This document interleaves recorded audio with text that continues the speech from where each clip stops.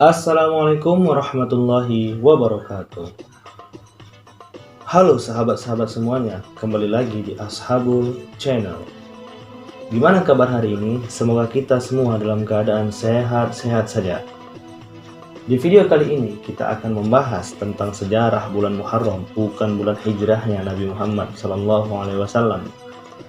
Sebelum kita mulai pembahasannya, ada beberapa pertanyaan yang muncul mengenai benarkah Nabi Muhammad bukan hijrah di bulan Muharram? Kalau bukan hijrah di bulan Muharram, lantas mengapa bulan Muharram sebagai patokan tahun baru Hijriah? Yuk, gak usah lama-lama, mari kita simak penjelasan berikut ini. Number 1. Bermula pada hari sebelum terjadinya malam hijrah Nabi Muhammad, tepatnya di tanggal 12 Zulhijjah di tahun ke-13 setelah kenabian.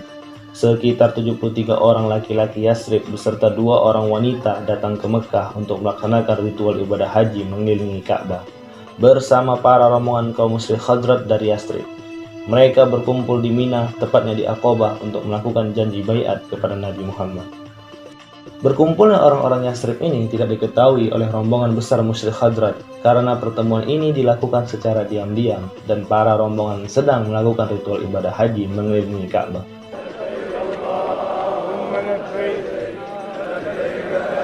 Dan bertemulah Nabi Muhammad dengan orang-orang Yasrib tersebut. Nabi ditemani oleh pamannya Abbas bin Abdul Muthalib yang pada saat itu juga belum beragama Islam. Dan terjadilah baiat janji setia antara Rasulullah dan orang-orang Yasrib tersebut dengan isi perjanjiannya di antaranya yang pertama, taat dan setia dalam perkara yang disenangi atau tidak disenangi. Yang kedua, untuk tetap berinfak baik dalam keadaan luang ataupun sempit. Yang ketiga, tetap melaksanakan amar ma'ruf nahi mungkar. Yang keempat, selalu berada di jalan Allah walau banyak orang yang mencela. Yang kelima, melindungi Nabi Muhammad ketika datang ke Yasrib nanti, sebagaimana mereka melindungi diri mereka, istri dan anak-anak mereka. Number 2. Keesokan harinya setelah perjanjian di Aqabah tersebut, menurut buku yang ditulis oleh Al-Mubarakfuri dalam kitabnya Ar-Rahiq Al-Makhtum, bahwa para petinggi kafir Quraisy mendatangi tenda-tenda orang Yasrib. Dikarenakan mendapati kabar dari orang-orang yang menguping perjanjian baiat di Aqabah tersebut. Dari yang mereka dengar, orang-orang Yasrib berjanji akan menyerang orang-orang Quraisy dan membantu Muhammad.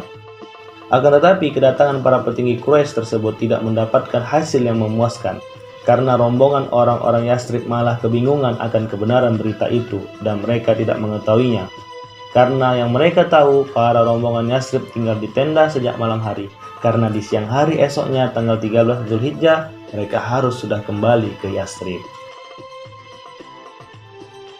Perlu diketahui, orang-orang muslim Yasrib tersebut sudah disuruh Nabi Muhammad untuk pulang ke tenda mereka dengan tidak menghiraukan kabar-kabar yang beredar tentang mereka mengadakan perjanjian dengan Nabi Muhammad. Sejak saat baiat Aqabah Kubro itulah Nabi Muhammad mengizinkan para sahabat di Mekah untuk hijrah ke Yasrib yang sekarang bernama Madinah. Number 3. علمتم أنهم قوم زراعة لا تجارة وكانوا يشترون منكم أم حسبتم Setelah 2 bulan baiat Aqabah Al-Kubra, tepatnya tanggal 26 Safar, para petinggi kafir Quraisy memberikan undangan untuk melakukan rapat tentang menanggapi semakin pesatnya penyebaran agama Islam di tengah-tengah kota Mekah dan akan hijrahnya Nabi Muhammad ke Madinah. Mereka berkumpul di Darun Nadwa untuk mendiskusikan langkah-langkah strategis untuk menghadapi Nabi Muhammad. Di antara tokoh yang hadir mewakili para kabilah mereka, yaitu Abu Jahal bin Hisham. Nah, ini memang luar biasa ya, tokoh utama yang gencar sekali memusuhi Nabi Muhammad. Lalu ada lagi Jubair bin Mut'im dan Harith bin Amir dari utusan Bani Naufal bin Abdi Manaf. Juga hadir di antara mereka Umayyah bin Khalaf sebagai utusan Bani Juma'.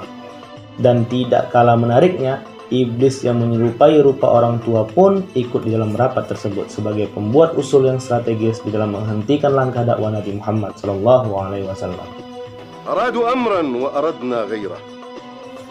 Banyak usulan yang terjadi saat rapat tersebut untuk menghalangi penyebaran dakwah Nabi. Tetapi di antara semua usulan tersebut, hanya usulan Abu Jahal lah yang sangat sadis, kejam, jahanam, dan disetujui oleh iblis yang diikuti anggota peserta rapat di Darun Nadwa itu, yaitu membunuh Nabi Muhammad melalui seluruh perwakilan kabilah yang ada. Coba bayangkan usulan dari Abu Jahal itu. Iblis saja pun tak pernah berpikir dengan usulan kejam dan jahanam tersebut. Sungguh-sungguh Abu Jahal sudah melebihi jahanamnya iblis. Sungguh kejam di kau, Jahal.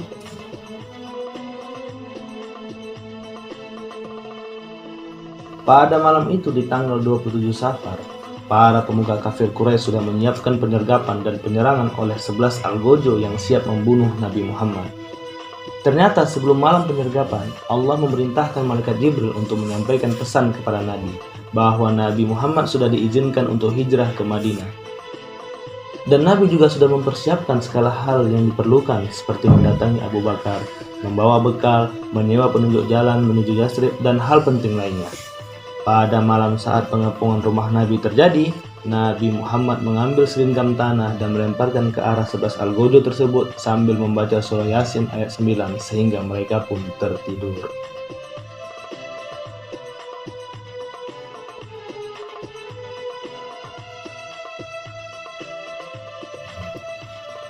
Singkat cerita, Nabi Muhammad pun berangkat ke Yathrib dengan penuh rintangan dan kendala yang menguji kesabaran dan keimanan. Namun perjuangan tidak sia-sia, sehingga pertama Nabi sampai di Kubah pada tanggal 8 Rabiul Awal dan membangun masjid pertama yang dibangun Nabi. Dan Nabi sampai di Kubah pada hari Senin dan menetap selama 4 hari, yaitu pada hari Kamis. Lalu Nabi esoknya melaksanakan sholat Jumat dengan jamaah 100 orang.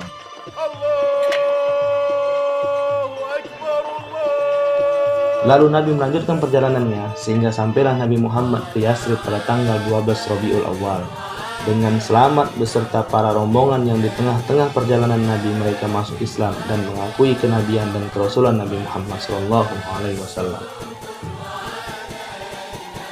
Ya Rasulullah, asyhadu an la ilaha illallah wa annaka rasulullah. Di sini dapat dipahami bahwa Nabi Muhammad berangkat hijrah di tanggal 27 Safar dan sampai ke Yathrib tanggal 12 Rabiul Awal. Lalu dari mana jalannya bulan Muharram kok dikatakan bulan hijrahnya Nabi? Sungguh sangat-sangat konspirasi ya. Tapi tenang saja, penjelasannya belum selesai. Ikan hiu, ikan cucut. Yuk lanjut. Sahabat-sahabat semuanya, kita majukan sedikit waktu di masa Khalifah Umar agar kita mengetahui mengenai pembentukan kalender Hijriah ini. Oke, baik, kita lanjut. Number 4. Pembentukan kalender Hijriah itu terjadi pada masa kekhalifahan Umar. Pembentukan kalender merupakan produk politik di masa Khalifah Umar bin Khattab semasa menjabat sebagai khalifah. Karena pembentukan kalender Hijriah ini merupakan bentuk kelancaran administrasi sistem kenegaraan saat itu. Di dalam kitab Fathul Bari, Imam Ibnu Hajar al-Asqalani menjelaskan panjang lebar mengenai runtutan penanggalan Hijriah tersebut. Perlu diketahui, nama-nama bulan dalam penanggalan Hijriah itu bukanlah produk wahyu, melainkan nama-nama bulan ini justru sudah ada jauh sebelum Nabi Muhammad lahir. Jadi guys, orang-orang Arab sudah mengetahui nama-nama bulan tersebut. Bulan Safar, Rabiul Awal, Ramadan, Syawal, Dzulhijjah, dan seterusnya. Dan orang-orang Arab menamai kalender ini sebagai kalender At-Taqwim Al-Qamar, yang artinya kalender bulan. Dan wajar saja karena kalender ini perhitungannya memang melalui perhitungan bulan.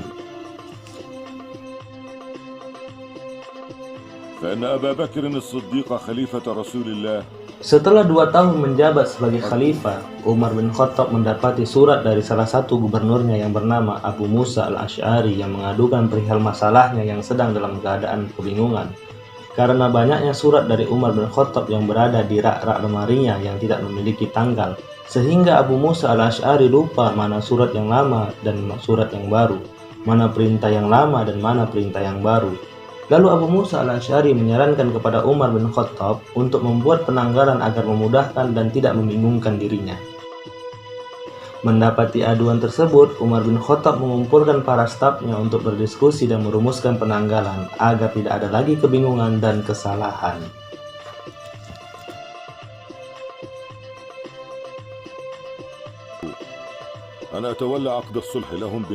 Setelah bersepakat awal tahun dimulai pada saat hijrahnya Nabi Muhammad, para sahabat kembali berselisih mengenai nama bulan apa yang pertama mengisi kalender Hijriah ini. Ada beberapa sahabat mengusulkan bulan yang pertama diawali dari bulan Rabiul Awal karena bulan tersebut ialah bulan hijrahnya Rasul.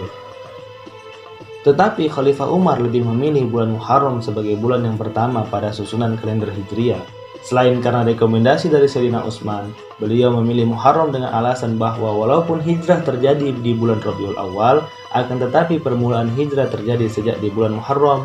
Beliau mengatakan bahwa wacana hijrah itu muncul setelah beberapa sahabat membaiat Nabi, dan baiat itu terjadi di penghujung bulan Dzulhijjah. Semangat baiat itulah yang mengantarkan kaum muslim untuk berhijrah, dan bulan yang muncul setelah Dzulhijjah ialah bulan Muharram.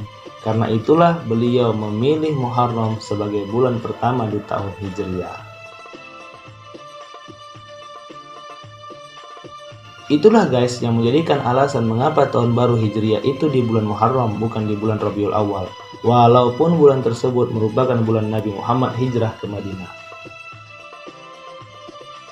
Ternyata guys, setelah terjadi baiat Aqabah Al-Kubra di penghujung bulan Dzulhijjah, maka Nabi Muhammad sudah berazam atau berkeinginan untuk hijrah ke Madinah di bulan Muharram, berangkat di tanggal 27 Safar dan sampai di Madinah tanggal 12 Rabiul Awal. Jadi guys, begini maksudnya. Pada saat di bulan Dzulhijjah, Nabi Muhammad melakukan baiat janji setia kepada orang-orang Yathrib yang saya ceritakan di awal. Setelah Nabi melihat kesungguhan dan sumpah setia orang-orang Yathrib kepada Nabi, maka Nabi berkeinginan akan melakukan hijrah ke Madinah di bulan Muharram. Jadi, dari keinginan Nabi untuk berhijrah di bulan Muharram inilah, maka bulan Muharram dipilih menjadi bulan pertama di kalender Hijriah. Semoga paham ya guys dari ringkasan yang saya buat. Demikianlah rangkaian cerita sejarah tentang bulan Muharram, bukan bulan hijrahnya Nabi Muhammad SAW. Ya, walaupun kaitannya erat dengan kisah hijrahnya Nabi Muhammad, akan tetapi kita dapat mengetahui bagaimana sebenarnya pembentukan kalender Hijriah tersebut. Apabila ada kesalahan di dalam menjelaskan sejarah tentang pembentukan kalender Hijriah ini, saya mohon maaf. Mohon kritik dan sarannya bisa dituliskan di dalam kolom komentar. Jangan lupa like, subscribe, and share video ini sebagai dukungan bagi kami di dalam membangun channel ini untuk menyebarkan kebaikan seputar agama Islam dan lainnya. Jangan lupa tersenyum. Assalamualaikum warahmatullahi wabarakatuh.